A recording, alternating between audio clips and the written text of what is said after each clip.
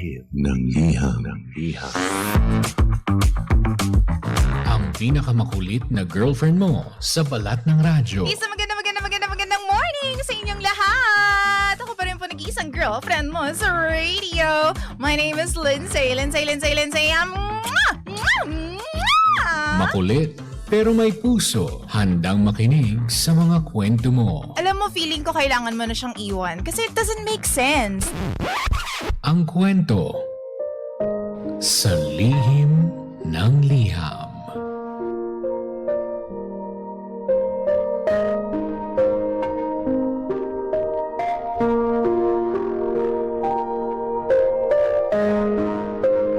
Mahal kong Lindsay.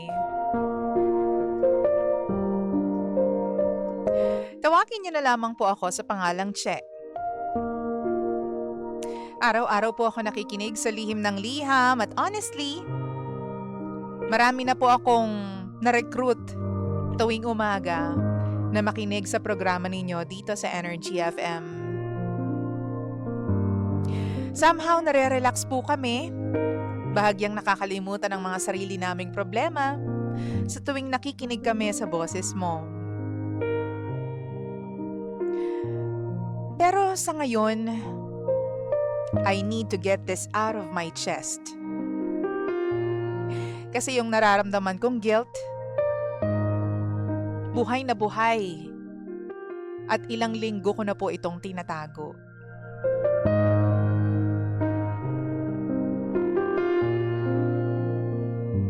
A few months ago, DJ Lindsay, I got too close with someone from a different department sa trabaho. Hindi naman naging romantic agad yung setup namin. It started with conversations tuwing break time, random chats, and eventually, naging komportable ako sa kanya. Nung time na yon, hindi kami okay ng boyfriend ko. Hindi pa naman kami nagbe-break pero alam kong dun na papunta yon. Sa sobrang dami naming problema, I found myself emotionally checking kung okay pa ba ako sa relasyon na to.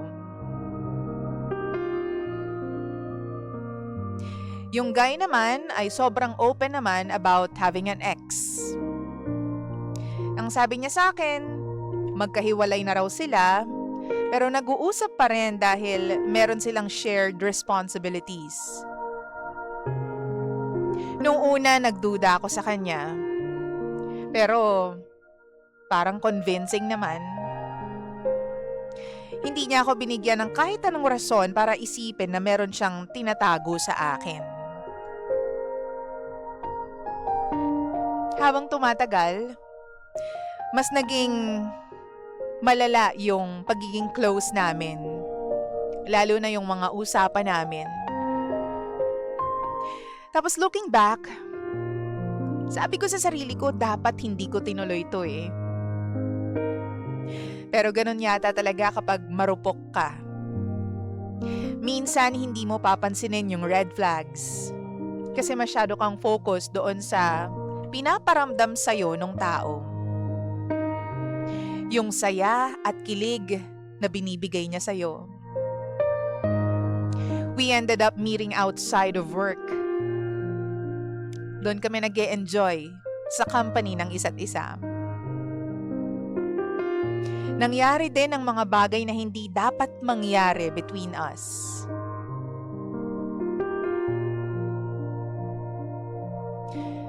At pagkatapos nun, doon na parang nag-iba ang ihip ng hangin.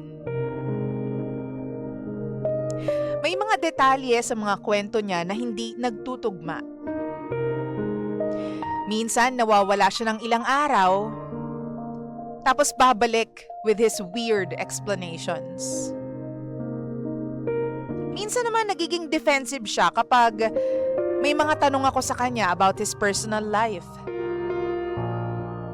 Again, hindi ko masyadong pinansin nung una, but eventually, may kutob ako. Nagkaroon ako ng kutob na may mali sa pagkatao niya. And then, nagbago ang lahat dahil sa isang mutual connection. Meron akong kaibigan, DJ Lindsay, kung saan yung pamilya niya ay kilala itong lalaking ito personally. Small world, diba? During a random conversation, nabanggit ko yung pangalan ng lalaking to. Tapos yung reaksyon niya, nagbigay ng nerbiyos sa akin.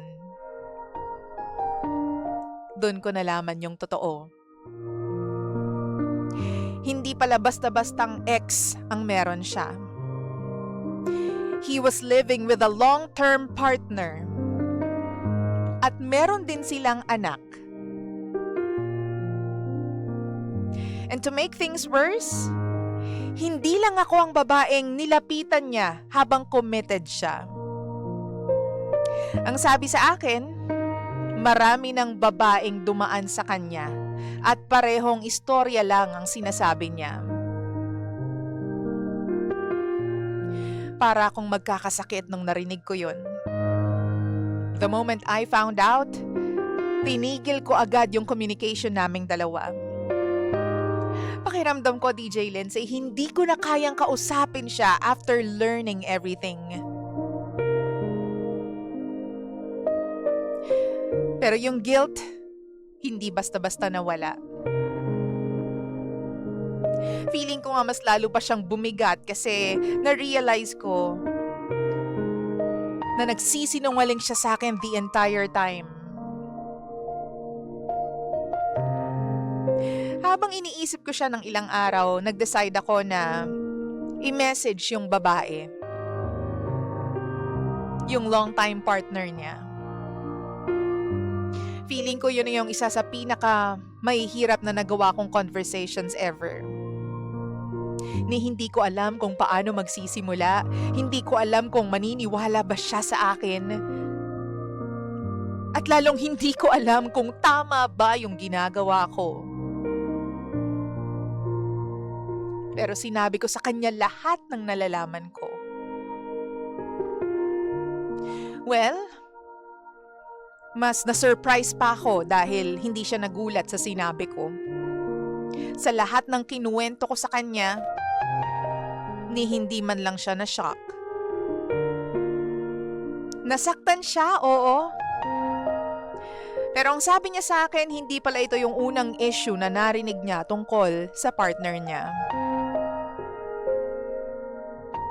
Somehow, nung nag-usap kami, kumalma ang loob ko because at least lumabas na yung katotohanan. Ang mas nakakagulat ay yung reaksyon niya pagkatapos ng lahat.